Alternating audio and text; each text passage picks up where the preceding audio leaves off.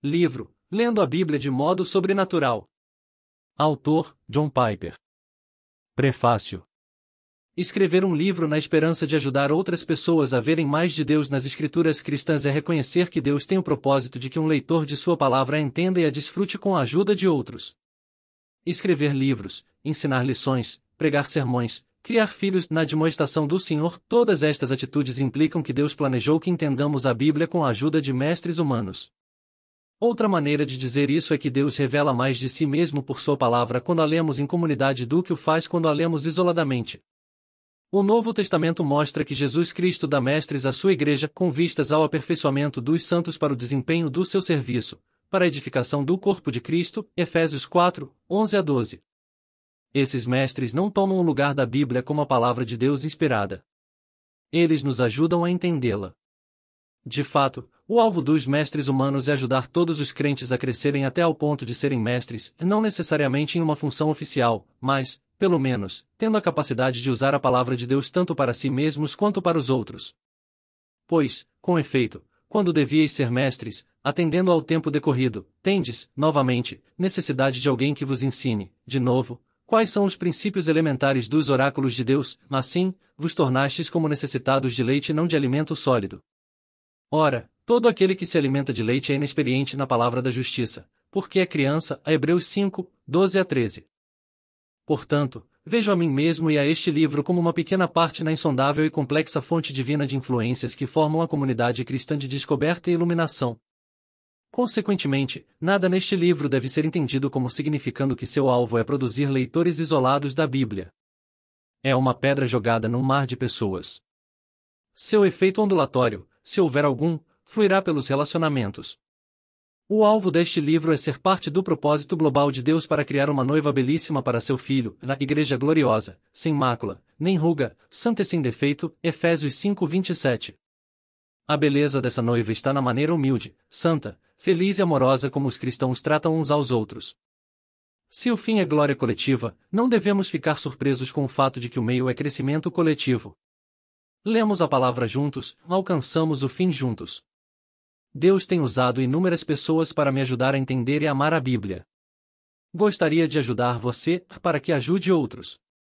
É assim que deve ser, em um legado de iluminação compartilhada, até que os propósitos de Deus para a igreja e para o mundo sejam completos. Que Deus torne o impulso que você tem numa onda de bênçãos para os poucos que você conhece e os muitos que não conhece. Estou orando por este propósito. O Evangelho do Deus bendito não está mendigando por evidência, como alguns pensam, ele tem sua mais elevada e mais apropriada evidência em si mesmo. A mente acende a verdade do Evangelho por um único passo, ou seja, a glória divina do Evangelho. Jonathan Edwards. Aqueles que estão sob o poder de suas trevas e cegueira naturais, não podem ver nem discernir essa excelência divina na Escritura, sem a compreensão de que ninguém pode crer corretamente que ela é a palavra de Deus. John Owen. Introdução. Este é um livro sobre o que significa ler a Bíblia de modo sobrenatural. Sei que parece estranho. Se há alguma coisa óbvia no que diz respeito a você e a mim, é o fato de que somos naturais, comuns, finitos e mortais. Não somos anjos, nem demônios. E, certamente, não somos Deus. Mas, se a Bíblia é o que afirma ser, ou seja, inspirada por Deus, então, ela tem origem sobrenatural. E procurarei mostrar que um livro como a Bíblia exige mais do que sua capacidade natural de leitura. Não menos, e sim mais. Na verdade, ela exige o melhor da leitura natural. No entanto, ela exige também mais, algo que está além do que é meramente humano. Como no caso de todas as afirmações que parecem estranhas, há uma história de pano de fundo. Tentei escrever este livro 1 ano atrás, mas, numa questão de dias, outro livro surgiu em minha mente e exigia ser escrito primeiro. Por isso, adiei este e escrevi uma glória peculiar, em como a Bíblia se revela completamente verdadeira. A pergunta, a Bíblia é verdadeira, implorava por ser respondida primeiro. Em um sentido, isto é retrógrado. Certamente você precisa ler um livro antes que possa decidir se ele é verdadeiro. Um livro sobre como ler a Bíblia não deveria preceder um livro sobre a veracidade da Bíblia? Talvez. Mas, em meu caso, as descobertas que fiz enquanto escrevia uma glória peculiar se tornaram essenciais para a maneira como este livro foi escrito. A maneira como a Bíblia se mostra verdadeira e totalmente digna de confiança tem implicações indispensáveis para o modo como a lemos. Isto ficou muito mais claro para mim por escrever primeiro uma glória peculiar. Você não precisa ler primeiro uma glória peculiar para entender este livro. Mas esclarecerei o que estou fazendo neste livro, se você sabe como aquele argumenta em favor da verdade da Bíblia. Então, oferecerei um resumo. O argumento naquele primeiro livro, que modela este por completo, é que a Bíblia revela sua veracidade completa por manifestar uma glória divina, peculiar e autoconfirmadora. Isso também pode parecer estranho. Mas talvez não pareça tão estranho se você comparar esse tipo de argumento com vários outros do mesmo tipo na Bíblia. A glória de Deus confirma o Criador. Por exemplo, como a Bíblia espera que todos os homens saibam que Deus existe, que Ele é todo-poderoso e bondoso e que deve ser reconhecido como digno de nossa gratidão e de ser glorificado. Poucas perguntas são mais importantes do que esta. A resposta é que a Bíblia espera que todos os seres humanos vejam a glória autoconfirmadora de Deus no universo que Ele criou. Os céus proclamam a glória de Deus, e o firmamento anuncia as obras das suas mãos. Salmos 19:1. Nesta manhã, caminhei para casa, vindo de uma reunião de oração na igreja. Quando atravessava a passarela sobre a rodovia interestadual, vi à minha esquerda que o sol começava a despontar no horizonte. Ele estava branco e com um brilho intenso. Consegui apenas dar uma olhada breve pelo lado do sol. O globo solar estava muito brilhante e não permitia uma contemplação direta. Tudo no horizonte estava luminoso com sua própria cor e forma no céu claríssimo. É maravilhoso como a luz natural, a mais brilhante e mais bela de todas as luzes, pode animar a alma. No entanto, nada daquela beleza, nem deste ânimo natural é a glória de Deus. Está apenas proclamando a glória de Deus.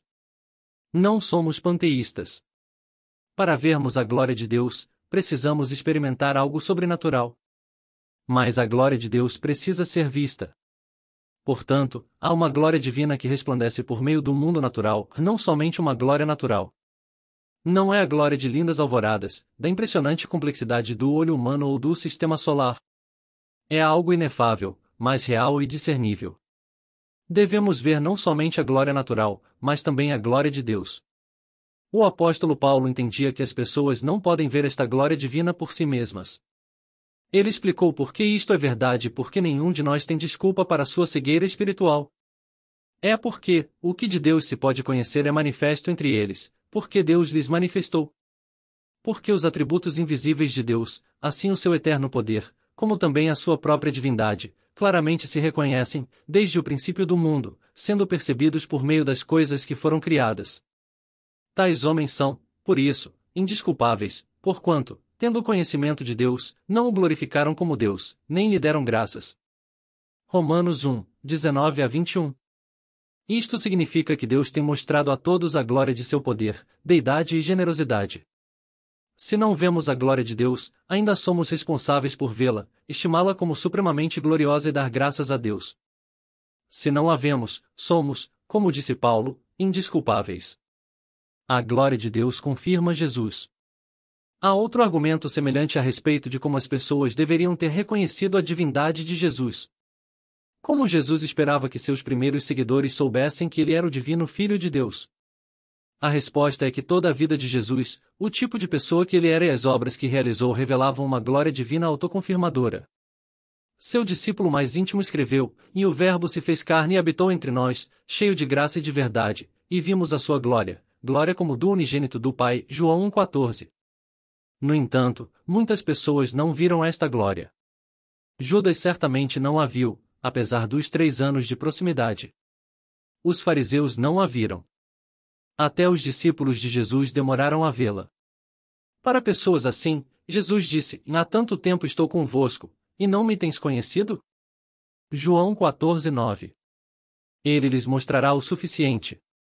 Eles eram responsáveis por verem a glória e saberem que Jesus era o divino Filho de Deus. Sem dúvida, Jesus era realmente humano. Era natural, comum, finito, mortal.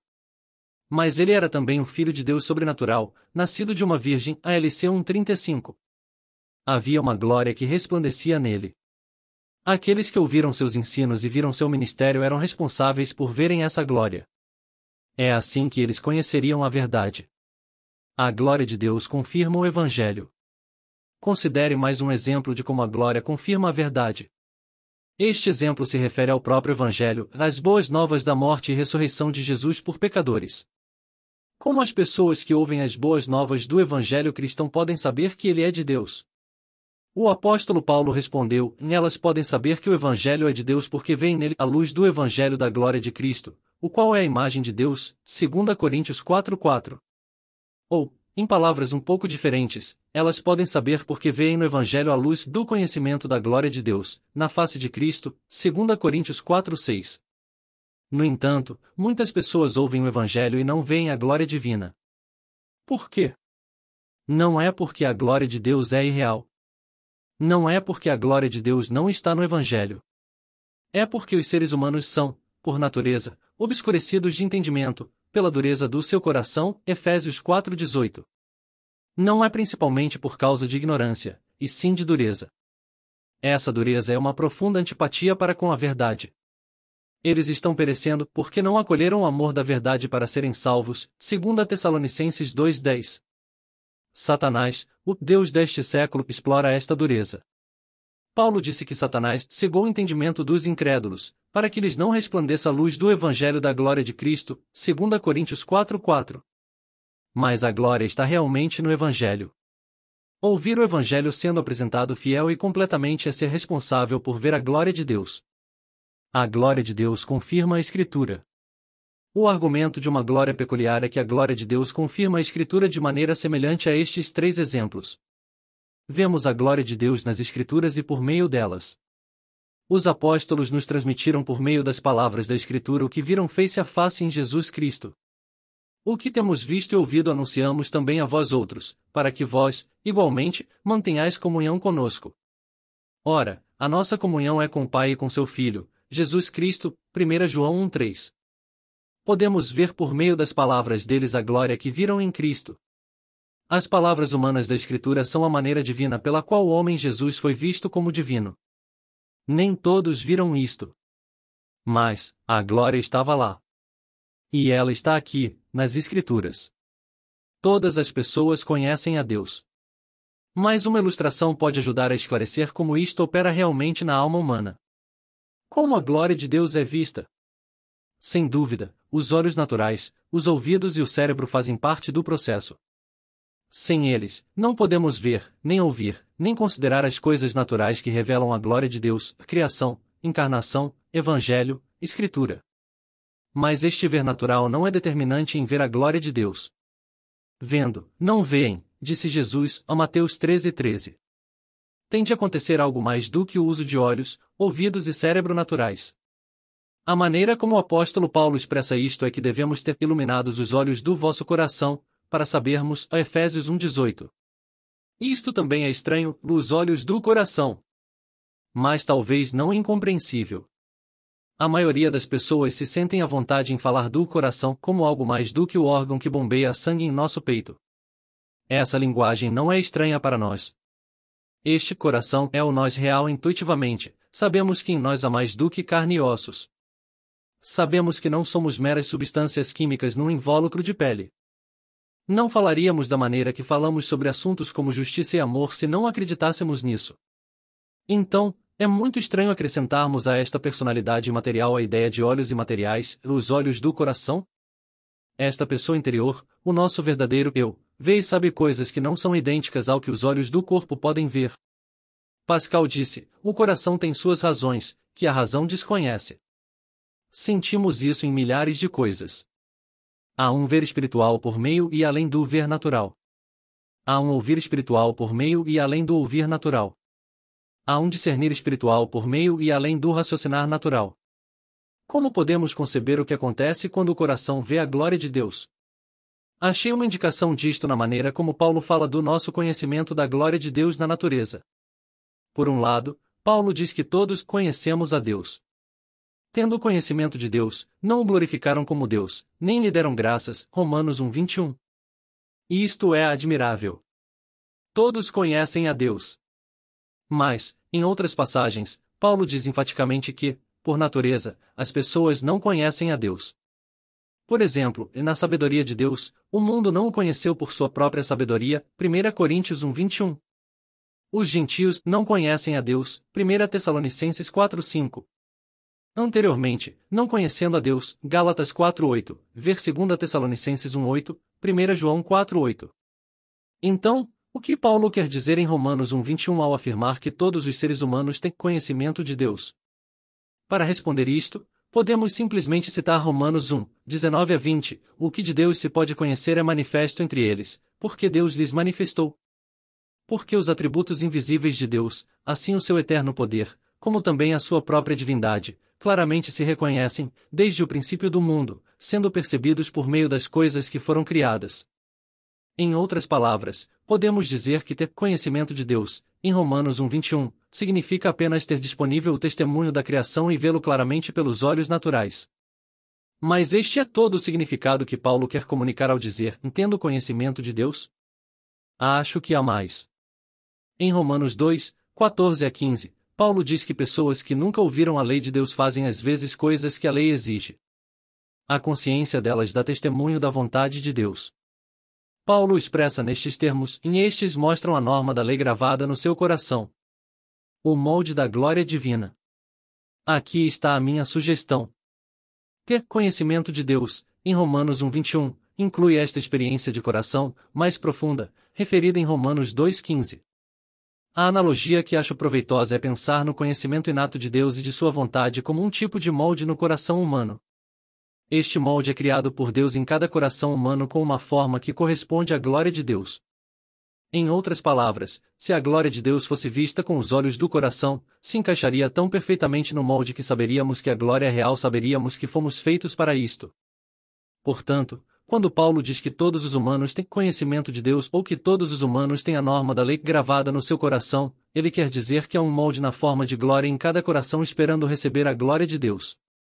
Todos temos conhecimento de Deus no sentido de que temos este testemunho em nosso coração, porque fomos feitos para esta glória.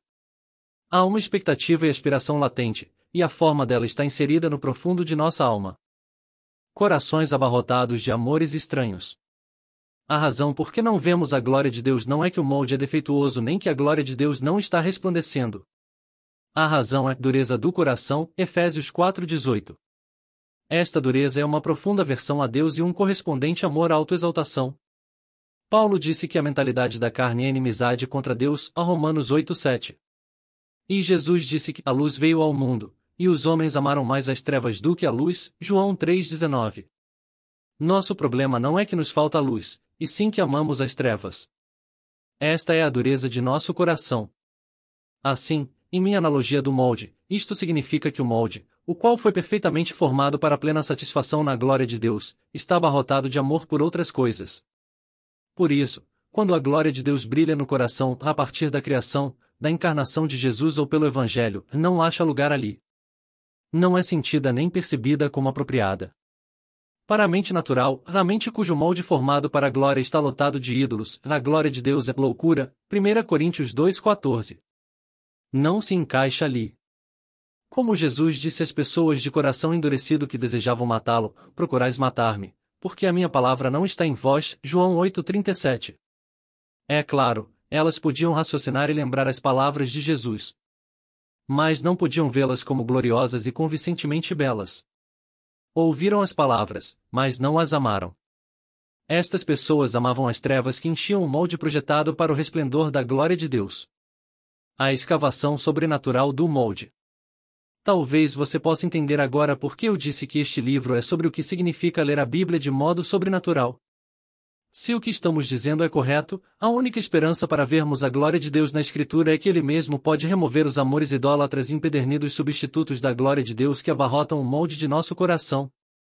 A Bíblia fala deste ato sobrenatural de várias maneiras.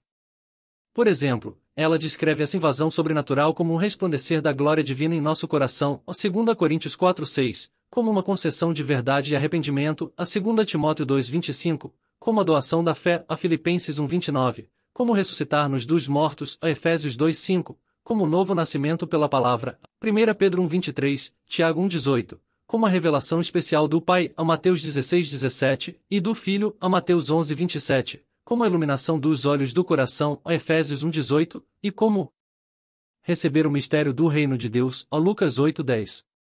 Quando este milagre acontece conosco, a glória de Deus corta, queima, derrete e remove do molde a ligação suicida de amores estranhos e assume o seu devido lugar. Fomos criados para isto. E o testemunho desta glória quanto à autenticidade das Escrituras é irresistível. Onde víamos apenas loucura, agora vemos a beleza plenamente satisfatória de Deus. Deus faz isto, de modo sobrenatural.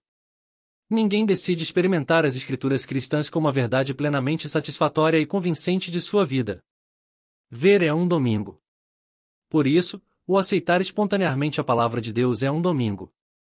O Espírito de Deus abre os olhos de nosso coração, e o que antes era monótono, ou absurdo, ou loucura, ou mítico agora é real por si mesmo. Portanto, o meu argumento em uma glória peculiar foi que a glória de Deus, em e por meio das Escrituras, é uma realidade autêntica, objetiva e autoconfirmadora. É um fundamento sólido para uma fé inabalável na verdade da Bíblia. Esta fé não é um salto no escuro. Não é uma adivinhação, nem uma aposta. Se fosse, a nossa fé não seria honra para Deus. Ele não é honrado se é escolhido pelo lançar de uma moeda. Um salto no desconhecido não é uma honra para aquele que se tornou inconfundivelmente conhecido por uma glória peculiar. É uma glória peculiar. Até esta altura em minha recapitulação de uma glória peculiar, não enfatizei a palavra peculiar. O que essa palavra sugere? Ela sugere que a maneira pela qual a Escritura revela sua veracidade completa é por meio de uma glória peculiar. Em outras palavras, o poder da Escritura para garantir confiança inabalável não é por lógica genérica. Não por mero encantamento. Não por pasmar a mente com distinção sobrenatural. Pelo contrário, o que vemos como inescapavelmente divino é uma glória peculiar. E o âmago desta glória peculiar é a glória totalmente singular de Jesus Cristo. Há uma essência, um centro ou uma peculiaridade predominante na maneira como Deus glorifica a si mesmo na Escritura. Essa peculiaridade predominante é a revelação da majestade de Deus em humildade, a sua força em sofrimento e a riqueza da sua glória na profundeza do seu entregar-se a si mesmo. Esta glória peculiar é o âmago do Evangelho de Jesus Cristo. Juntamente com as suas inúmeras manifestações na Escritura, este é o esplendor central da luz do Evangelho da glória de Cristo, o qual é a imagem de Deus, 2 Coríntios 4:4. Isto é o que arde no coração e na mente da pessoa em quem Deus resplandece com a luz do conhecimento da glória de Deus, na face de Cristo, 2 Coríntios 4:6. Encontrando a glória em Jesus. Este brilho peculiar resplandece em toda a Bíblia, mas acha sua manifestação mais bela na pessoa e obra de Jesus Cristo. Minha opinião é que a maioria das pessoas que chegam a crer na inspiração divina e na veracidade plena da Bíblia chegam a esta convicção por meio de um encontro irresistível com Jesus Cristo. A glória peculiar que confirma a Bíblia resplandece primeira e mais claramente em Jesus. Como isso acontece? Às vezes, é uma palavra ou uma obra específica de Jesus que penetra no coração e começa a despedaçar a dureza que obstrui a luz da beleza de Cristo. No entanto, mais cedo ou mais tarde, é todo o retrato bíblico, culminando na crucificação e ressurreição, que nos vence e destrói toda a resistência. Quando as igrejas da Galácia estavam começando a se afastar do Evangelho de Jesus, Paulo lhes escreveu e disse: Ó Gálatas insensatos! Quem vos fascinou a vós outros, ante cujos olhos foi Jesus Cristo exposto como crucificado? Gálatas 3:1. Este retrato era constituído de palavras e não de imagens. Mas era tão real e tão vívido, que Paulo disse que era um apelo aos olhos deles, ante cujos olhos foi Jesus Cristo exposto. Eles viram a glória peculiar de Cristo na pregação do Evangelho. Paulo ficou tão impressionado com o aparente afastamento deles, que o chamou de um tipo de fascinação. Quem vos fascinou? Eles haviam sido convertidos por verem a glória peculiar de Jesus, mais vividamente em sua crucificação. A esperança de Paulo era que sua carta dissipasse as névoas demoníacas e restaurasse a visão clara da glória de Cristo. É assim que a maioria das pessoas chegam a uma fé inabalável em Cristo e em sua palavra.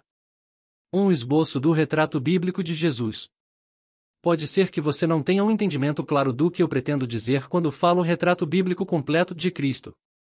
Talvez você não se empolgue com a ideia de que sua mente e seu coração podem ser levados a uma fé inabalável em Cristo por meio da glória peculiar do retrato bíblico de Cristo. Se isso é verdade, permita-me esboçar uma pequena versão desse retrato. O alvo aqui é ilustrar a brilhante constelação de palavras e obras de Jesus, na esperança de que você veja como a glória divina de Jesus resplandece por meio de sua singularidade cumulativa e multifacetada. Ninguém amou mais a Deus e o homem. Jesus foi uma pessoa de amor incomparável e inabalável a Deus e aos homens.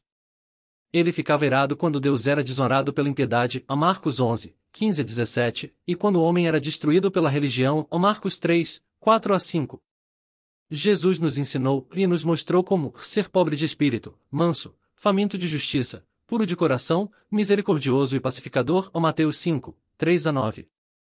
Ele nos exortou a honrar a Deus de todo o coração, a Mateus 15, 8, e despojar-nos de toda hipocrisia, a Lucas 12, 1. E Jesus praticava o que pregava. Ele foi manso e humilde de coração, a Mateus 11, 29. Sua vida se resumiu em fazer o bem e curar, Atos 10, 38. Ele separou tempo para as crianças e as abençoou, a Marcos 10, 13 a 16. Rompeu barreiras sociais para ajudar mulheres, a João 4, estrangeiros, a Marcos 7, 24 a 30, leprosos, a Lucas 17, 11 a 19, prostitutas, a Lucas 7, 36 a 50, cobradores de impostos, a Mateus 9, 9 a 13, e mendigos, a Marcos 10, 46 a 52. Jesus lavou os pés de seus discípulos, como um escravo, e os ensinou a servir em vez de serem servidos, a João 13, 1 a 20. Até quando estava cansado, seu coração sentia compaixão das multidões que insistiam em procurá-lo, a Mateus 6, 31 a 34. Mesmo quando seus discípulos se mostraram instáveis e prontos a negá-lo e abandoná-lo, Jesus quis estar com eles, a Lucas 22, 15, e orou por eles, a Lucas 22, 32. Ele disse que sua vida era um resgate por muitos, a Marcos 10, 45, e, ao ser executado, roubou perdão para seus assassinos, a Lucas 23, 34. Ninguém foi mais verdadeiro e autêntico. Jesus é retratado não somente como cheio de amor a Deus e aos homens, é também apresentado como totalmente verdadeiro e autêntico. Ele não agiu em sua própria autoridade para ganhar o louvor do mundo. Ele dirigia os homens a seu Pai Celestial. Quem fala por si mesmo está procurando a sua própria glória, mas o que procura a glória de quem o enviou, esse é verdadeiro, e nele não há injustiça, João 7,18. Jesus não tem o espírito de um egomaníaco ou de um charlatão. Ele parece totalmente em paz consigo mesmo e com Deus. Jesus é autêntico. Isto é evidente na maneira como ele via além da falsidade, a Mateus 22,18. Era tão puro, tão sensível, que não podia ser apanhado numa cilada ou intimidado num debate, a Mateus 22, 15 a 22. Jesus era admiravelmente não sentimental em suas exigências, até mesmo para aqueles pelos quais tinha afeição especial, a Marcos 10, 21. Ele nunca abrandou sua mensagem de justiça para aumentar a quantidade de seguidores ou obter simpatia. Até seus oponentes ficaram impressionados com sua indiferença para com os louvores humanos. Mestre, sabemos que és verdadeiro e não te importas com quem quer que seja, porque não olhas a aparência dos homens, antes, segundo a verdade, ensinas o caminho de Deus. Marcos 12, 14. Jesus nunca teve de retratar-se de uma afirmação e não podia ser convencido de nenhum erro. João 8, 46. Ninguém falou com tanta autoridade discreta. Mas o que tornava tudo isto espetacular era a autoridade discreta e inconfundível que repercutia em tudo o que ele fazia e dizia. Os oficiais dos fariseus falaram para todos nós quando disseram: jamais alguém falou como este homem. João 7,46. No que diz respeito a Jesus, havia algo inquestionavelmente diferente. Ele as ensinava como quem tem autoridade e não como os escribas. Mateus 7,29. E não sentia qualquer necessidade de ostentá-la. Era natural para ele. As afirmações de Jesus não eram declarações francas de poder meramente deste mundo que os judeus esperavam do Messias. Mas, apesar disso, eram inconfundíveis. Embora ninguém o tenha entendido no momento em que falou, não houve dúvida de que ele dissera: destruí este santuário, e em 3 dias o reconstruirei. João 2,19, Mateus 26, 61. Eles pensaram que isso era uma afirmação absurda de que ele reconstruiria sozinho um edifício que levará 46 anos para ser construído. Mas Jesus estava afirmando, em sua maneira tipicamente velada, que ressuscitaria dos mortos. E ressuscitaria por seu próprio poder. Eu o reconstruirei. Em seu último debate com os fariseus, Jesus os silenciou com esta pergunta: que pensais vós do Cristo? De quem é filho? Eles responderam: de Davi. Em resposta, Jesus citou o rei Davi com base em Salmo 110:1. Disse o Senhor ao meu Senhor: Assenta-te à minha direita, até que eu ponha os teus inimigos debaixo dos teus pés. Em seguida, com sua autoridade levemente velada, Jesus perguntou: Davi lhe chama Senhor, e como pode ser ele seu filho? Lucas 20:44. Em outras palavras, para aqueles que têm olhos para ver, o filho de Davi, e muito mais do que o filho, está aqui. Foi dessa maneira que ele falou mais de uma vez. Aqui está quem é maior que o templo, Mateus 12:6. Eis aqui está quem é maior do que Jonas. Eis aqui está quem é maior do que Salomão, Mateus 12:41-42. Esse tipo de afirmação velada permeia tudo o que Jesus disse e fez.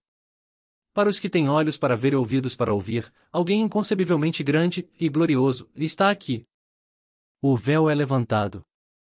Houve palavras não veladas, e de fato, profanamente autoexaltadoras, se não fossem verdadeiras. Jesus deu ordens a espíritos malignos, a Marcos 1:27, e a todas as forças da natureza, a Marcos 4:40, e eles lhe obedeceram. Ele concedeu perdão de pecados, a Marcos 2:5, o que somente Deus pode fazer, a Marcos 2:7. Convocou pessoas a deixarem tudo e seguirem-no para terem a vida eterna, a Marcos 10:17-22, Lucas 14:26-33. Jesus disse que se levantará no dia do julgamento e declarará quem entrará no céu e quem não entrará, a Mateus 7:23. E fez a impressionante afirmação de que todo aquele que me confessar diante dos homens, também eu o confessarei diante de meu Pai, que está nos céus, mas aquele que me negar diante dos homens, também eu o negarei diante de meu Pai, que está nos céus, Mateus 10:32-33. Ele disse que era o árbitro final do universo. Amor e sacrifício ao máximo. Depois, embora possuísse todo este poder, todo este potencial para ter uma vida de prazer e fama na terra, Jesus o sacrificou em benefício da felicidade eterna de pecadores. Ele disse resolutamente: o próprio Filho do Homem não veio para ser servido, mas para servir e dar a sua vida em resgate por muitos, Marcos 10:45. Repetidas vezes, Jesus disse a seus discípulos o que aconteceria, era o plano. Começou ele a ensinar-lhes que era necessário que o Filho do Homem sofresse muitas coisas, fosse rejeitado pelos anciãos, pelos principais sacerdotes e pelos escribas, fosse morto e que, depois de 3 dias, ressuscitasse, Marcos 8:31. Em toda a sua autorrenúncia, ele estava cumprindo intencionalmente a Escritura. O Filho do Homem vai, como está escrito a seu respeito, Marcos 14:21. Portanto, Jesus não somente se sujeitou à morte, mas também se sujeitou completamente a seu Pai Celestial, a João 5:19, e à palavra de Deus na Escritura. Jesus não foi apanhado numa rede de circunstâncias trágicas. Antes, ele entregou espontaneamente a sua vida. Eu dou a minha vida para reassumir. Ninguém a tira de mim, pelo contrário, eu espontaneamente a dou. Tenho autoridade para entregar e também para reavê-la, João 10:17-18. O alvo deste sacrifício, ele disse, era o perdão de pecados. Isto é o meu sangue, o sangue da nova aliança, derramado em favor de muitos, para a remissão de pecados, Mateus 26:28. Este foi o maior amor já mostrado em toda a história, porque a maior pessoa fez o maior sacrifício através do maior dom para benefício do menor merecedor. Tendo amado os seus que estavam no mundo, amou-os até ao fim, João 13:1. Ressuscitado, reinando, vindo. Quando Jesus ressuscitou dos mortos no 3º dia, como disse que faria, a Lucas 24:6-7, ele apareceu aos seus discípulos por 40 dias, dando-lhes muitas provas de que não era um fantasma, e sim a própria pessoa, corpo e espírito, com quem eles tinham convivido por 3 anos, a Lucas 24:39-42, Atos 1:3. Ele lhes deu um mandamento global de fazerem discípulos de toda a nação, o Mateus 28:19, e prometeu enviar o seu Espírito e estar com eles até ao fim do tempo, a João 14:26, Mateus 28:20. Jesus ascendeu ao céu onde reina sobre o mundo, Apocalipse 17:14, 1 Pedro 3:22, à direita de Deus, o Pai, a Mateus 22:44, 26:64. E prometeu que virá novamente à terra em poder e grande glória, a Mateus 16:27, e Mateus 24:30, e levará todo o seu povo ao gozo eterno, a Mateus 25:21. Isto é um esboço do retrato bíblico de Jesus. Meu argumento em uma glória peculiar é que a glória peculiar de Deus na Escritura tem a sua expressão mais clara neste Jesus. A sua glória resplandece no relato bíblico de sua vida e obra. Esta glória é uma realidade autêntica, objetiva e autoconfirmadora. É um fundamento sólido para uma fé inabalável na verdade da Bíblia. Respondendo à acusação de circularidade. Alguém pode levantar a objeção de que estou argumentando em círculo. Pode dizer que estou admitindo a confiabilidade do retrato bíblico de Jesus por citar todos estes textos, enquanto o defendo. Há dois tipos de resposta para esta objeção. Uma é a resposta erudita, que diz não. Ainda que você adotasse a posição mais crítica para com o Novo Testamento, não há qualquer escritor dos Evangelhos e, usando a linguagem dos eruditos críticos, nenhuma tradição em que este tipo de retrato não esteja presente. Este é o Jesus que conhecemos da história. Não existe um Jesus agradável e natural que se encaixe em preconcepções. Não há sequer uma reconstrução de outro Jesus historicamente mais confiável do que esta. A outra resposta à objeção de circularidade é que o retrato de Jesus no Novo Testamento é autoconfirmador. A maioria das pessoas não tem acesso aos argumentos históricos eruditos quanto à confiabilidade dos evangelhos. Meu argumento é que isto não precisa ser um obstáculo para a fé inabalável. A realidade do próprio Jesus, como o Novo Testamento o apresenta, possui em si mesma as marcas suficientes de autenticidade para que tenhamos plena confiança de que este retrato é verdadeiro. A beleza autoconfirmadora que resplandece no retrato de Jesus apresentado no Novo Testamento, eu a chamo de a glória peculiar de Deus. Fé inabalável para não historiadores. Na verdade, um dos principais impulsos por trás de uma glória peculiar é a preocupação de que deve haver uma maneira para as pessoas mais simples terem uma confiança inabalável de que o Evangelho é verdadeiro. Por exemplo, o que podemos dizer sobre um membro iletrado de uma tribo que vive nas montanhas de Papua Nova Guiné e acabou de ouvir a história do Evangelho apresentada pela primeira vez por um missionário? Ou sobre uma criança de 9 ou 10 anos de idade que tem ouvido durante anos o Evangelho por meio de seus pais? Estas pessoas não têm acesso a argumentos históricos sobre a autenticidade dos documentos do Novo Testamento. Eles podem chegar a uma confiança inabalável, a não um salto no escuro, de que o Evangelho é verdadeiro e de que as Escrituras são confiáveis. Jonathan Edwards compartilhou desta preocupação mais de 250 anos atrás. Ele ocupou uma função como missionário para os americanos nativos da Nova Inglaterra. Edwards sabia que, se os índios deviam ter uma confiança inabalável na verdade do Evangelho, não seria por meio de argumentação histórica e erudita. Minha abordagem a este problema se fundamenta na resposta de Edwards. Ele disse: o Evangelho do Deus bendito não está mendigando por evidência, como alguns pensam, e ele tem sua mais elevada e mais apropriada evidência em si mesmo. A mente acende a verdade do Evangelho por um único passo, ou seja, a glória divina do Evangelho. Estender esse argumento a toda a Escritura, e isso é o que tentei explicar e defender em uma glória peculiar. O propósito do todo é dar glória a Deus. Outra maneira de expressar isso é dizer que uma glória peculiar é uma investigação e explanação ampliada das palavras do Catecismo Maior de Westminster. A pergunta 4 indaga: como se demonstra que as Escrituras são a palavra de Deus? A resposta: demonstra-se que as Escrituras são a palavra de Deus, pelo propósito do seu conjunto, que é dar toda a glória a Deus. Em outras palavras, toda a Bíblia, entendida corretamente, tem este propósito divino de comunicar e manifestar a glória de Deus. Este alvo abrangente das Escrituras é realizado de tal maneira que Deus mesmo se mostra inconfundivelmente como o autor inerrante que guia os autores humanos da Bíblia. A Bíblia, o livro de Deus. Portanto, a minha conclusão, com aproximadamente 300 páginas de argumentação e explanação, é que a Bíblia, formada de 66 livros do Antigo e do Novo Testamento, é a infalível palavra de Deus, inspirada verbalmente por Deus e sem erros nos manuscritos originais. 5 Isto também implica que as Escrituras são a autoridade suprema e final para provar todas as afirmações sobre o que é verdadeiro, certo e belo. Implica, em assuntos não tratados explicitamente na Bíblia, que o que é verdadeiro, certo e belo deve ser avaliado por critérios coerentes com os ensinos da Escritura. Tudo isto significa que a Bíblia tem autoridade final sobre cada área de nossa vida e que devemos, portanto, tentar colocar todos os nossos pensamentos, sentimentos e ações em harmonia com o que a Bíblia ensina. Não escrevo estas palavras levianamente. Elas fazem uma afirmação admirável. Impressionante. Se não são verdadeiras, são ultrajantes. A Bíblia não é um documento privado de uma comunidade de fé no meio de outras comunidades de fé. A Bíblia é uma reivindicação de autoridade plena sobre todo o mundo. Deus, o Criador, possuidor e governador do mundo, falou. Suas palavras são válidas e mandatórias para todas as pessoas em todos os lugares. Isso é o que significa ser Deus. Para nossa admiração, a maneira de Deus falar com autoridade infalível no século XXI é por meio de um livro. Um único livro. Não muitos. Não este livro. E sim a Bíblia.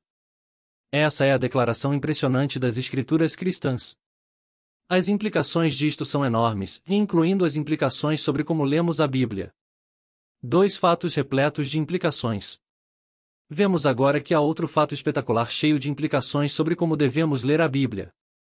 Primeiro, houve o fato de que o Criador do universo falou por meio de um livro. E, segundo, há o fato de que ele mostra que este livro é completamente verdadeiro por meio da glória divina revelada nele. Ambos os fatos estão carregados de implicações sobre como ler o livro. Por um lado, é um livro composto de linguagem humana comum que precisa ser entendida, afinal de contas, é um livro realmente humano. Por outro lado, ele resplandece com a luz sobrenatural da glória divina. E isso significa, como dissemos no começo, que a Bíblia exige mais do que nosso tipo natural de leitura. Não menos. E sim mais. Natural e sobrenatural. Se um dos dois estiver ausente, não leremos corretamente a palavra de Deus. A estrutura deste livro. Este livro contém 3 partes. A parte 1 expõe a pergunta sobremodo importante: o que a Bíblia nos diz sobre o alvo supremo de ler a Bíblia? Eu proponho uma resposta com 6 implicações, e em seguida, dedico 10 capítulos para desenvolver e testar estas implicações. A parte 2 desenvolve a inferência da parte 1 de que a leitura da Bíblia tem de ser realmente um ato sobrenatural, se os alvos de Deus para a nossa leitura devem ser alcançados. Por fim, a parte 3 aborda o resultado prático dessa afirmação sobre o ato aparentemente comum de ler, o ato natural de ler a Bíblia de modo sobrenatural. Parte 1. O alvo supremo de ler a Bíblia. Que o infinito valor e beleza de Deus sejam exaltados através da adoração fervorosa e eterna da noiva de Cristo, comprada por sangue, formada de pessoas de todo povo, língua, tribo e nação. Introdução à parte 1. A proposta: alguns autores deixam marcas de sua autoria que não têm relação com o ensino de seu livro. Esse parece ser o caso, por exemplo, das cartas do apóstolo Paulo. Ele escreveu: na saudação é de próprio punho, em Paulo. Este é o sinal em cada epístola, assim é que eu assino, segundo a Tessalonicenses 3,17. Outra vez, em Gálatas 6,11, ele escreveu: vede com que letras grandes vos escrevi de meu próprio punho. Em outras palavras, estas marcas de autoria não são o grande interesse das cartas de Paulo. Não são a visão de Deus, de Cristo e da vida cristã que a princípio o levou a escrever. São assinaturas. E, embora assinaturas sejam importantes para a autenticação, não são essenciais à mensagem. Outros autores desenvolveram um estilo de escrever que é tão singular, que funciona como uma marca de sua própria autoria. Pensamos no uso de paradoxos por G. K. Chesterton ou nas sentenças independentes de Ernest Hemingway. Ou nas descrições floridas de Charles Dickens. Ou na brevidade aparentemente simples dos versos de Emily Dickinson. É claro que esses estilos não estão artificialmente desconectados da mensagem ou do propósito dos escritos. Mas também não são o ponto principal. Talvez cada autor diria que os estilos são essenciais ao que estão procurando fazer. Mas duvido que qualquer deles diria: a coisa mais importante que eu quero é que pessoas se afastem da minha obra, sendo este o meu estilo pessoal. O significado de glória é o indicador de divindade. No entanto, as coisas são diferentes quando pensamos no relacionamento de Deus com a Bíblia. Ele não a assinou com uma assinatura distintiva. E, quando inspirou a 2 Timóteo 3,16, Deus não rejeitou os estilos individuais dos autores humanos, para criar o seu próprio estilo, como um ditado divino, ou um vocabulário celestial, ou uma cadência divina. Quando os oficiais dos fariseus disseram a respeito de Jesus: jamais alguém falou como este homem, eles não se referiam ao sotaque, ou ao vocabulário, ou à habilidade oratória de Jesus. Estavam se referindo à natureza geral e ao impacto dele quando falava. Os fariseus perceberam o rumo que a conversa estava tomando e disseram: será que também vós fostes enganados? Porventura, creu nele alguém dentre as autoridades ou algum dos fariseus? João 7, 47 a 48. Em outras palavras, eles perceberam que os oficiais se admiraram de ver algo que despertava a fé. Mas não era uma assinatura ou um estilo. A maneira como Deus confirma a Bíblia é diferente porque o fundamento que ele dá para a veracidade da Bíblia é tanto o âmago quanto o alvo da mensagem bíblica. A glória peculiar de Deus é tanto a substância quanto o selo da história que a Bíblia conta.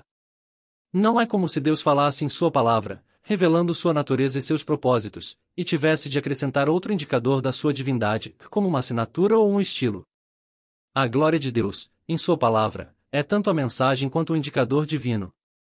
Sem dúvida, muitas vezes Deus confirmou a palavra da sua graça, concedendo sinais e prodígios, Atos 14:3. Mas os sinais e prodígios não eram decisivos. Podiam ser negados, distorcidos e rejeitados tão completamente quanto a palavra de Deus. O que sabemos da vida de Judas e de certas pessoas que viram Jesus ressuscitar Lázaro dos mortos, e posteriormente, ajudaram seus assassinos, a João 11, 45-53. Esses milagres foram entretecidos na palavra de Deus formando uma obra de tapeçaria de revelação da glória peculiar de Deus. Essa glória é o significado supremo da tapeçaria e o indicador decisivo de sua realidade divina. Implicações para o quadro maior. Se isto é verdadeiro, não devemos ficar surpresos com o fato de que a Bíblia exige uma leitura sobrenatural, porque ver a glória divina em palavras humanas não é a maneira comum de lermos um livro. Mas estamos nos adiantando. É realmente verdadeiro que a glória peculiar de Deus é o significado supremo da obra de tapeçaria da Escritura? Isto é o que devemos almejar ver quando lemos a Bíblia? Esta é a nossa primeira pergunta-chave neste livro. Isso é o conteúdo da parte 1. A maneira como eu gostaria de fazer a pergunta é esta: o que a própria Bíblia diz é o alvo supremo de ler a Bíblia? Se a Bíblia deixa claro que o alvo de ler a Bíblia é ver o que só pode ser visto de modo sobrenatural, então as implicações em como lemos a Bíblia serão profundas. Portanto, na parte 1 perguntamos o que a Bíblia nos diz ser o alvo supremo de ler a Bíblia. Em seguida, na parte 2, examinamos a implicação de que isto exige uma leitura sobrenatural da Bíblia. E, por fim, na parte 3, apresentamos as implicações disto para o ato comum de ler. A proposta. Primeiramente, o que a Bíblia nos diz ser o alvo supremo de ler a Bíblia? O que temos em seguida é a minha proposta de resposta para esta pergunta, com 6 implicações. O alvo da parte 1 deste livro é verificarmos se esta proposta e suas implicações são verdadeiras. A própria Bíblia mostra que o nosso alvo supremo em ler a Bíblia é que a dignidade e a beleza infinitas de Deus sejam exaltadas através da adoração fervorosa e eterna da noiva de Cristo, comprada por sangue, formada de pessoas procedentes de todo povo, língua, tribo e nação.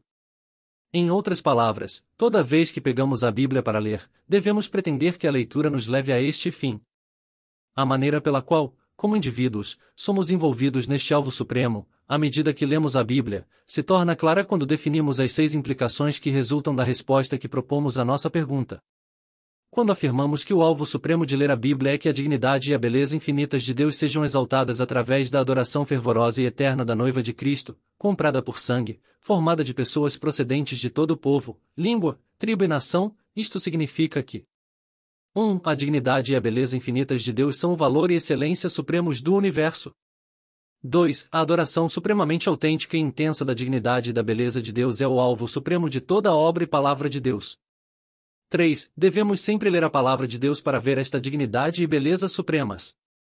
4. Em todo o nosso ver, nosso alvo deve ser o desfrutar a excelência de Deus acima de todas as coisas. 5. Devemos almejar ser transformados, por meio deste ver e desfrutar, na semelhança da beleza divina. 6. Para que mais e mais pessoas sejam atraídas à família adoradora de Deus, até que a noiva de Cristo, através de todos os séculos e culturas, esteja completa em número e beleza. Os capítulos seguintes da parte 1 se focalizam nas partes desta proposta e as coloca à prova. O que a própria Bíblia diz sobre este alvo de ler e suas implicações? O grande fim das obras de Deus, expresso de maneiras diferentes na Escritura, é realmente apenas um, e este único fim é chamado mais apropriada e inclusivamente de a glória de Deus. Jonathan Edwards. Ele faz todas as coisas conforme o conselho da sua vontade, para louvor da sua glória. Efésios 1, 11-12. 1. Lendo a Bíblia com vistas ao alvo supremo de Deus. Fazei tudo para a glória de Deus. A proposta nosso alvo supremo em ler a Bíblia é que a dignidade e a beleza infinitas de Deus sejam exaltadas através da adoração fervorosa e eterna da noiva de Cristo, comprada por sangue, formada de pessoas procedentes de todo povo, língua, tribo e nação. Isto significa que primeira, a dignidade e a beleza infinitas de Deus são o valor e excelência supremos do universo. Segunda, a adoração supremamente autêntica e intensa da dignidade e da beleza de Deus é o alvo supremo de toda a obra e palavra de Deus. 3. Devemos sempre ler a palavra de Deus para ver esta dignidade e beleza supremas. 4. Em todo o nosso ver, nosso alvo deve ser o desfrutar a excelência de Deus acima de todas as coisas. 5. Devemos almejar ser transformados, por meio deste ver e desfrutar, na semelhança da beleza divina. 6. Para que mais e mais pessoas sejam atraídas à família adoradora de Deus, até que a noiva de Cristo, através de todos os séculos e culturas, esteja completa em número e beleza. Nossa proposta exalta a dignidade e a beleza de Deus ao lugar mais elevado possível. O alvo supremo de toda leitura da Bíblia, eu argumento, é que a dignidade e a beleza infinitas de Deus sejam exaltadas em adoração fervorosa e eterna. Não há nada mais elevado do que a dignidade e a beleza de Deus. Isso é o que a primeira implicação expressa: a dignidade e a beleza infinitas de Deus são o valor e a excelência supremos do universo. Portanto, a primeira coisa que precisamos fazer, com base na Escritura, é esclarecer o significado e, depois, a supremacia da glória de Deus. Isso pode parecer estranho porque não usei a palavra glória em minha proposta e suas implicações. Apesar disso, a realidade está lá, sendo a mais importante. Usei outras palavras para expressá-la, ou seja, os pares dignidade e beleza e valor e excelência. Achando palavras para a glória de Deus, lembro-me de um dia, quando eu estudava na faculdade, em que Clyde Kilby, meu professor de inglês favorito, disse algo com este sentido: em uma das maiores tragédias da queda é que ficamos entediados de glórias costumeiras. Essa afirmação simples penetrou em minha consciência. Deixou-me triste, porque percebi quão superficial e insensível eu era para com muitas maravilhas ao meu redor. Encheu-me de um anseio por não ser mais assim. Eu não queria chegar nos Alpes, ser cheio de admiração por alguns dias, e no final da semana, ficar assistindo à televisão no chalé. Lamentei minha capacidade de bocejar durante o Aleluia de Handel. Isso significa que abomino o pensamento de falar sobre a glória de Deus de uma maneira que seja tão familiar, tão monótona ou tão padronizada, que enfraqueça o senso de admiração. Evidentemente, eu compreendo que somente Deus pode despertar verdadeira admiração da sua glória.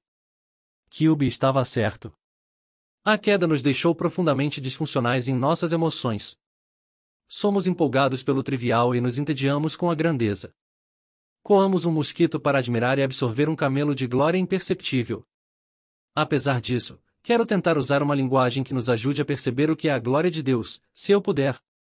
Essa é a razão do esforço para achar outras palavras além de glória, palavras como dignidade, beleza, valor e excelência. O que é a glória de Deus? Meu entendimento da glória de Deus tem sido moldado profundamente por sua relação com a santidade de Deus. Tenho em mente a maneira como esta relação se expressa em Isaías 6, 1-3, e no ano da morte do rei Uzias, eu vi o Senhor assentado sobre um alto e sublime trono, e as abas de suas vestes enchiam o templo. Serafins estavam por cima dele, cada um tinha 6 asas, com 2 cobria o rosto, com 2 cobria os seus pés e com 2 voava. E clamavam uns para os outros, dizendo: em Santo, Santo, Santo é o Senhor dos exércitos, toda a terra está cheia da sua glória. Por que o profeta não disse: em Santo, Santo, Santo é o Senhor dos exércitos, toda a terra está cheia da sua santidade? Minha sugestão é que a glória de Deus é a santidade de Deus colocada em exibição. Quando a santidade de Deus brilha na criação, é chamada glória de Deus. A santidade de Deus. Isso leva à questão do significado de glória à santidade de Deus. O que é isso? O significado fundamental da palavra santo no Antigo Testamento, shad, é a ideia de ser separado, diferente e separado de algo. Quando aplicado a Deus, isso significa que a santidade de Deus é sua separação de tudo que não é Deus. Isto significa, então, que ele é uma classe isolada. E, como todas as coisas boas que são raras, quanto mais rara ela for, tanto mais valiosa ela é, portanto, Deus é supremamente valioso. Podemos ver este significado da santidade de Deus nas 2 ilustrações seguintes. Primeira, quando Moisés feriu a rocha, em vez de falar à rocha como Deus o instruíra, Deus lhe disse: visto que não crestes em mim, para me santificardes diante dos filhos de Israel, por isso, não fareis entrar este povo na terra que lhe dei. Números 20:12 e 27:14. Em outras palavras, quando Moisés não creu em Deus, não o tratou como sendo em si mesmo uma classe única e magnífica de poder e confiança. Moisés o tratou como se fosse outra pessoa comum e desconfiável, indisposta e incapaz de fazer o que dissera. Mas Deus não é comum. Ele não é como os outros. Deus é santo. Segunda, em Isaías 8, 12 a 13, Deus falou a Isaías: E não chameis conjuração a tudo quanto este povo chama conjuração, não temais o que ele teme, nem tomeis isso por temível. Ao Senhor dos Exércitos, a ele santificai, seja ele o vosso temor, seja ele o vosso espanto.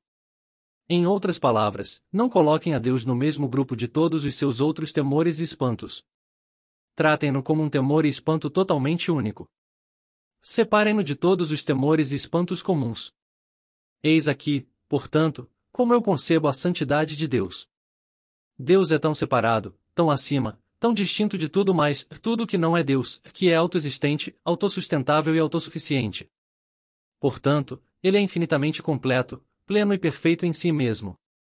Deus é separado e transcendente acima de tudo que não é Deus. Ele não foi trazido à existência por qualquer coisa fora dele mesmo. Deus é, portanto, autoexistente. Ele não depende de nada para sua existência permanente, sendo, por isso, autossustentável. E, por conseguinte, ele é totalmente autossuficiente.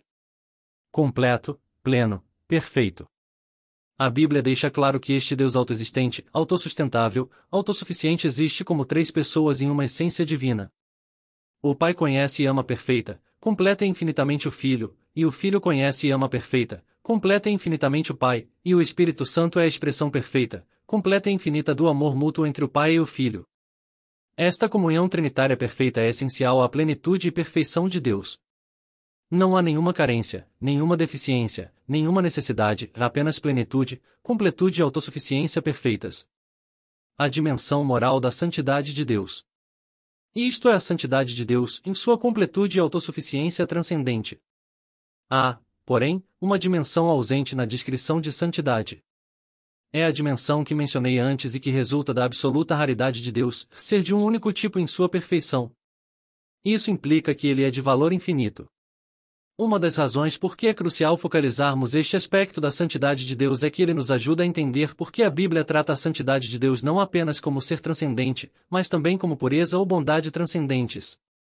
Em outras palavras, introduzir o infinito valor de Deus nos ajuda a conceber a santidade de Deus em categorias morais. Aceitamos isto com tanta naturalidade que não pensamos em como isto pode ser.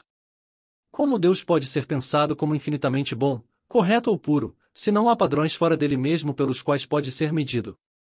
Antes da criação, tudo o que havia era Deus. Então, quando só há Deus, como definimos o bem? Como a santidade pode significar mais do que transcendência? Como pode haver santidade com uma dimensão moral?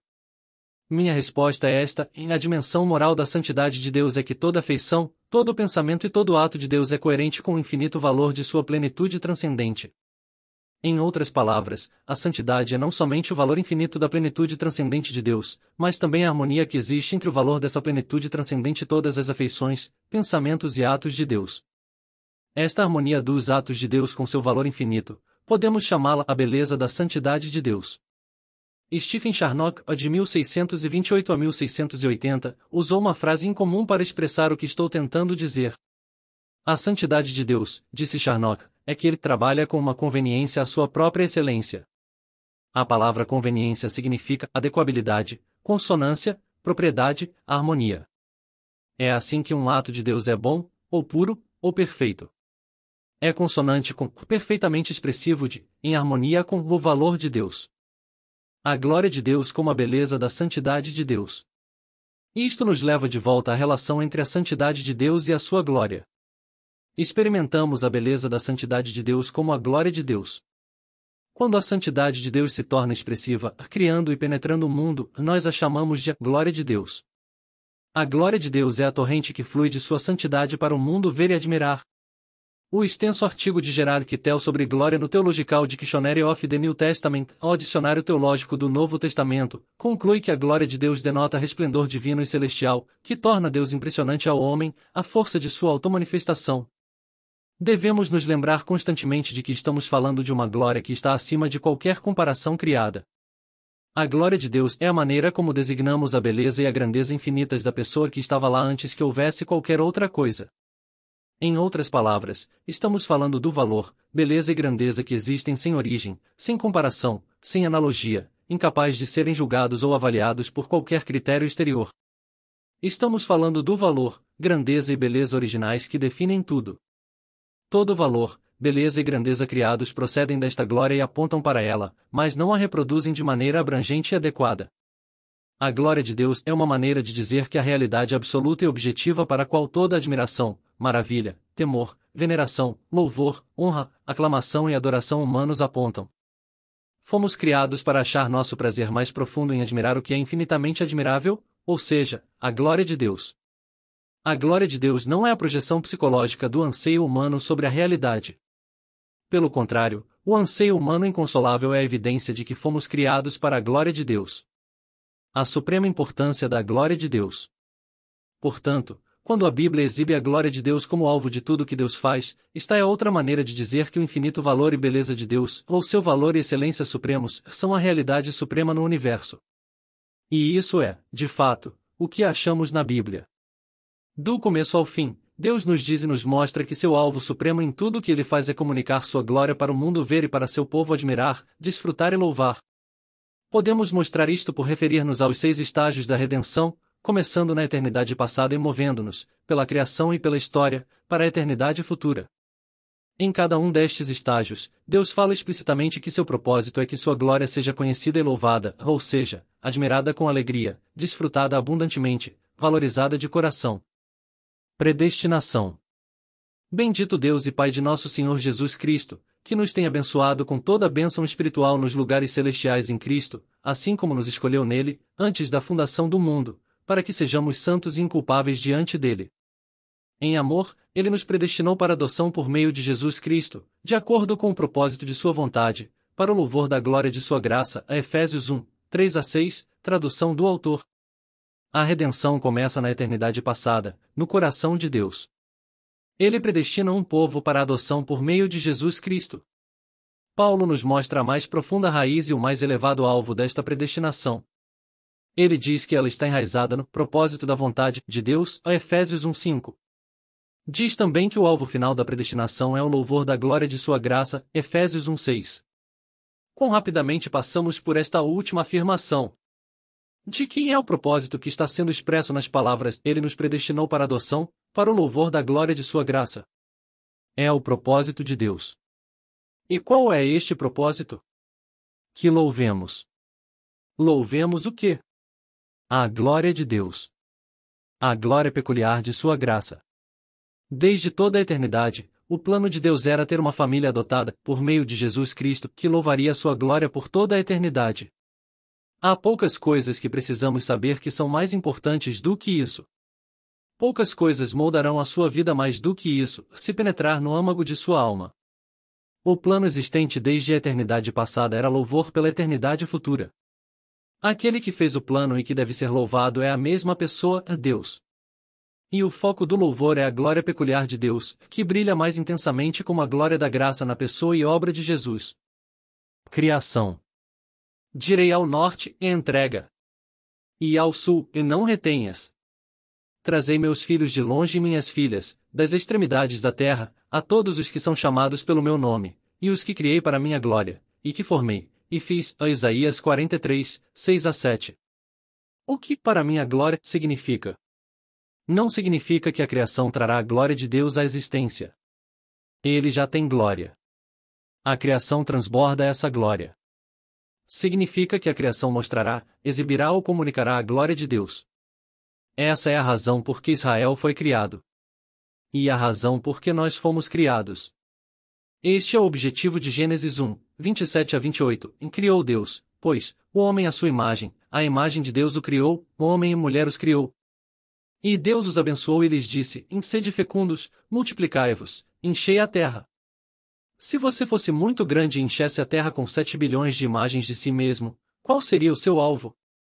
Seu alvo é ser conhecido e admirado por sua grandeza.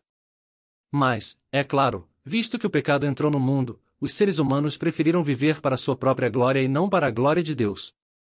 É por isso que Deus planejou a história de redenção, para que todos aqueles que têm sua esperança em Cristo sejam para louvor da sua glória, Efésios 1:12.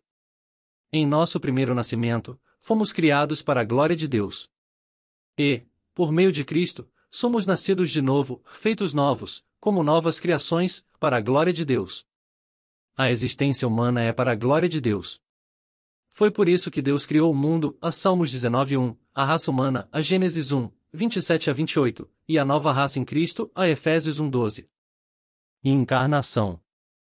E o Verbo se fez carne e habitou entre nós, cheio de graça e de verdade, e vimos a sua glória, glória como do unigênito do Pai, a João 1:14.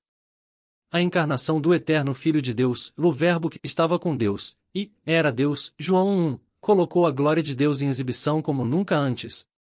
Vimos a sua glória, glória como do unigênito do Pai. Esta foi a razão por que o Pai o enviou e por que ele veio.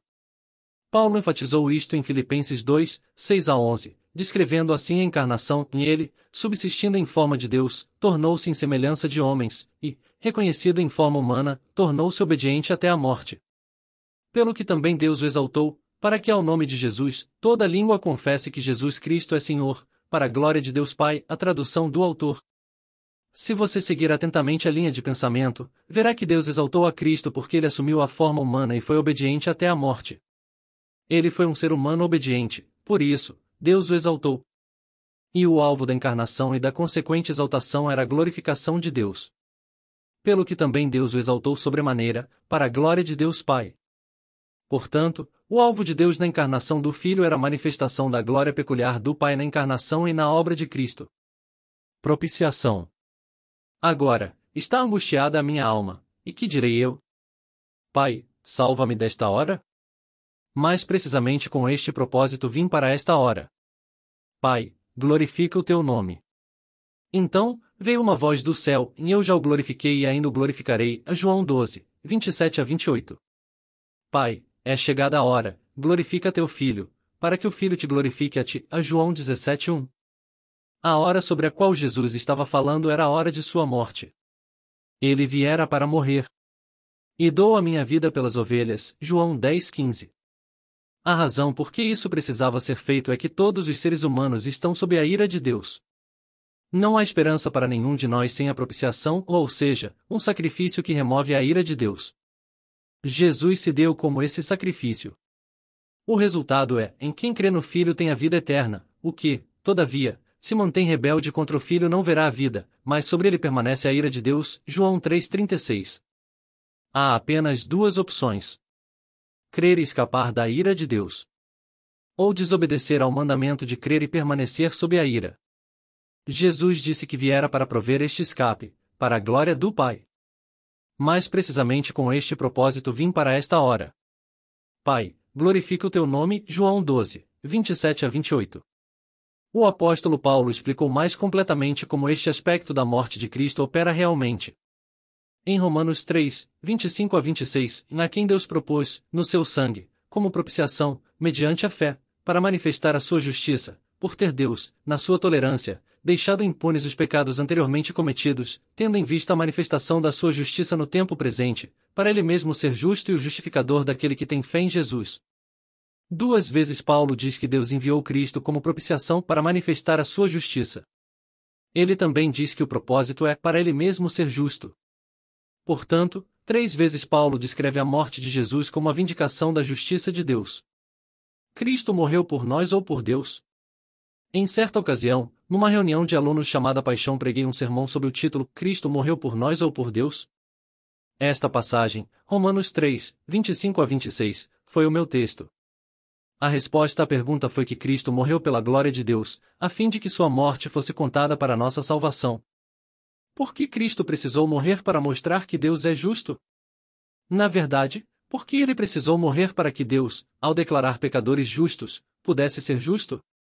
A resposta é dada claramente, porque, sua tolerância, Deus havia deixado impunes os pecados anteriormente cometidos. Deus não havia punido os pecados dos santos do Antigo Testamento. Ele os deixou impunes. Assim também ele deixou impunes os pecados de todos os que creem em Jesus. No entanto, Paulo acabará de dizer, em Romanos 3:23, que estes pecados menosprezavam a glória de Deus. Pois todos pecaram e carecem da glória de Deus. Quando uma pessoa peca, ela está expressando uma preferência por algo acima de Deus. Está dizendo que Deus e seu caminho são menos satisfatórios do que o caminho do pecado. Isto é um insulto ultrajante para Deus. Estamos mudando a glória de Deus por outra glória, a Romanos 1:23. Portanto, pecar é uma depreciação do valor da glória de Deus. Se Deus ignora esta atitude e comportamento, como se a sua glória não possuísse valor infinito, está agindo de modo injusto. Está concordando com o fato de que as coisas são mais desejáveis do que Ele mesmo. Isso é injustiça. É uma mentira. No entanto, isso foi o que Deus fez. Deixou impunes pecados anteriores. Ele pareceu injusto. E isto, Paulo disse, foi a razão por que Deus propôs Cristo como propiciação por meio de seu sangue. Em sua morte pela glória de Deus, João 12:27, Cristo mostrou ao mundo que Deus não ignora o menosprezo de sua glória. Ele não varre para debaixo do tapete do universo pecados que o degradam. Na morte de Cristo, Deus mostra que sua glória é de valor infinito. Deus não é injusto, não trata a sua glória como algo sem valor. Quando Ele não pune pecados por causa de Cristo, toda a criação pode ver que isto acontece não porque a glória de Deus é insignificante, e sim pelo fato que em Cristo houve uma infinita exibição do valor da glória de Deus. Precisamente com este propósito vim para esta hora. Pai, glorifica o teu nome, Jó 12:27-28. Portanto, sabemos que Cristo morreu por causa da glória de Deus. Cristo se entregou como uma propiciação da ira de Deus, para vindicar a justiça de Deus em deixar impunes pecados que o desprezam. E, no fazê-lo, Cristo se tornou, em sua morte e ressurreição, parte da magnífica exibição divina da glória peculiar de Deus. Santificação. E também faço esta oração, em que o vosso amor aumente mais e mais em pleno conhecimento e toda a percepção, para provardes as coisas excelentes e serdes sinceros e inculpáveis para o dia de Cristo, cheios do fruto de justiça, o qual é mediante Jesus Cristo, para a glória e louvor de Deus, a Filipenses 1:9-11. Também não cessamos de orar por vós, para que o nosso Deus vos torne dignos da sua vocação e cumpra com poder todo o propósito de bondade e obra de fé, a fim de que o nome de nosso Senhor Jesus seja glorificado em vós, a 2 Tessalonicenses 1:11-12. Deus torna o seu povo santo, ele os santifica, a fim de colocar sua própria glória em exibição. Ele age em nós para encher-nos do fruto de justiça. Por quê? Para a glória e louvor de Deus. Podemos ignorar facilmente que em Filipenses 1:9-11 Paulo está orando a Deus. Ou seja, está pedindo que Deus seja glorificado na justiça de seu povo. Este é o propósito e o fazer de Deus, não de Paulo. De modo semelhante, em 2 Tessalonicenses 1:11-12 Paulo ora para que os crentes sejam capazes de realizar toda boa obra, a fim de que o nome de nosso Senhor Jesus seja glorificado em vós. As boas obras são para a glória de Cristo. E, por meio dele, para a glória de Deus. Isto é o que devemos esperar se Deus nos predestinou para a sua glória, nos criou para a sua glória e morreu para nos salvar para a sua glória. Passo a passo na história de redenção, Deus está operando todas as coisas a fim de comunicar sua glória para o desfrute de seu povo. Consumação. Estes sofrerão penalidade de eterna destruição, banidos da face do Senhor e da glória do seu poder, quando vier para ser glorificado nos seus santos e ser admirado em todos os que creram, naquele dia, a 2 Tessalonicenses 1:9-10. No último dia, no fim da história, como sabemos, Jesus voltará a esta terra. Por quê? A razão dada aqui é que ele seja glorificado nos seus santos e admirado em todos os que creram. A palavra glorificar não significa tornar glorioso. Significa mostrar como glorioso, aclamar, louvar, exaltar ou magnificar como glorioso. Magnificar. Sim, esta é uma boa palavra que expressa glorificar. Mas é ambígua. Não magnificamos a Jesus à maneira de um microscópio. Nós o magnificamos à maneira de um telescópio. Um microscópio faz coisas pequenas parecerem maiores do que realmente são. Os telescópios fazem coisas enormes, que parecem pequenas, parecerem mais com o que realmente são. Esta é a razão por que Cristo voltará, para ser finalmente mostrado, visto e desfrutado pelo que ele realmente é. Para a nossa adoração fervorosa. De eternidade a eternidade, na predestinação, criação, encarnação, propiciação, santificação e consumação, a Bíblia deixa claro que o alvo supremo de Deus é a revelação e a exaltação de sua glória. Com base nisto, fica evidente que a glória de Deus é o tesouro supremo sobre todas as coisas que existem. Ou seja, como afirma a primeira implicação da proposta, a dignidade e a beleza infinitas de Deus são o valor e a excelência supremos do universo. No entanto, a proposta que estou fazendo sobre o alvo supremo de ler a Bíblia é não somente que a glória de Deus, a dignidade e a beleza de Deus, seja revelada e mostrada para ser uma glória exaltada. A proposta é que a dignidade e a beleza infinitas de Deus sejam exaltadas na adoração fervorosa. E isto implica que o alvo supremo de toda a obra e toda a palavra de Deus é a adoração supremamente intensa e autêntica de sua dignidade e beleza. Em outras palavras, como procurarei mostrar no capítulo seguinte, o alvo supremo de ler a Bíblia é não somente a exaltação universal do valor de Deus, mas também a exultação fervorosa de seu povo em adoração. Essa exultação jubilosa em adoração é a maneira como Deus planejou a mais elevada exaltação de sua glória.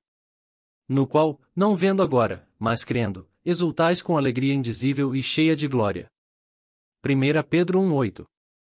Ó Deus, Tu és o meu Deus forte, eu te busco ansiosamente, a minha alma tem sede de ti, e meu corpo te almeja, como terra árida, exausta, sem água.